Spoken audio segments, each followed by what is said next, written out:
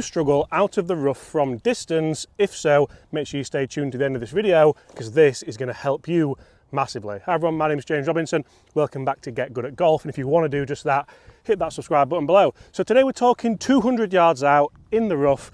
How do I do this? I'm going to hit a fairway wood, but you can see this is quite a lofted fairway wood. It is, of course, the Takomo Ignis 7 wood. Now, how do I attack this club? It's going to depend totally on how you can read.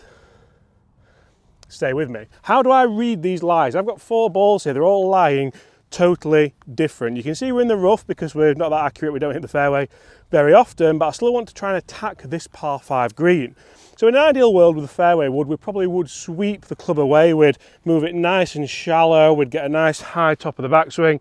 We'd move forward, sternum behind the ball, almost like a driver, but not quite because the ball's not teed up. The ball's sat okay here in the rough. I don't think you ever really get a good lie in the rough. A lot of people would rather see a golf ball perched up in the rough than on the fairway, but it's very difficult to hit the middle of the club face when it's like that, unless you can kind of depth perception wise really attack that. But as I set up to this, the ball's forward because I'm going to sweep it. The club works nice and low to the ground, and just like a normal fairway would, it goes nice and high towards. I thought that's going to be really good. Zoom on that, Chris. Go on. Right, we're about 30 feet away there for eagle. You could probably tell that it wasn't my best strike, but because we're using lots of loft, the ball still went nice and high, faded into the green. I can't believe that's done so well. I actually lost my balance a little bit there, but that's not part of the video. That's just not very good golf, but you can see how it worked. Now, this ball sat down more. How do I attack this? So I've still got a lot of loft. This Ignis wood has 22 degrees of loft on there. We've got it set at neutral, so it might be 21 actually, but set at neutral. So I could put more loft on it if I wanted to, but I can't change it mid-round, so that doesn't really help me.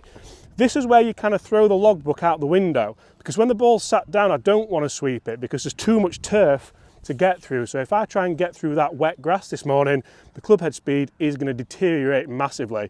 Even if I hit it out the middle, the ball speed is going to deteriorate, it's not going to launch, it's not going to go very far.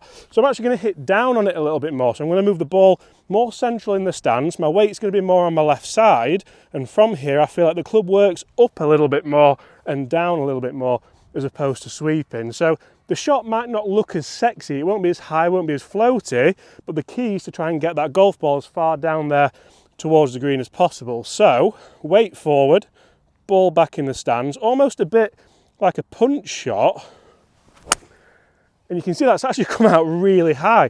That is perfect. I can't believe how well that's done. Again, that's pitched on the green. We'll show you where these finish and we'll get down there in a second, but that's one that really did surprise me a little bit. The ball was here, I've hit down it, I've taken a divot with a fairway wood, which a lot of people think, oh, I don't want to take a divot with a fairway wood. Of course you do if the ball sat down in the rough. This one sat down even more.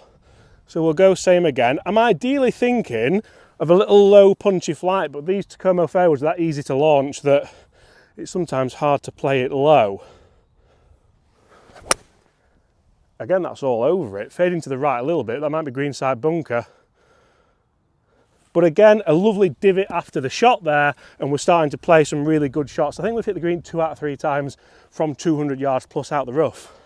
And the other ones are chipping a putt for birdie anyway. So realistically, guys, that's how you can hit better shots from distance out the rough. Get a nice lofted fairway wood. Make sure you know how to read the lie. You know how to attack this ball, and you'll be making birdies and eagles before you know it. Oh, Chris, that's on it.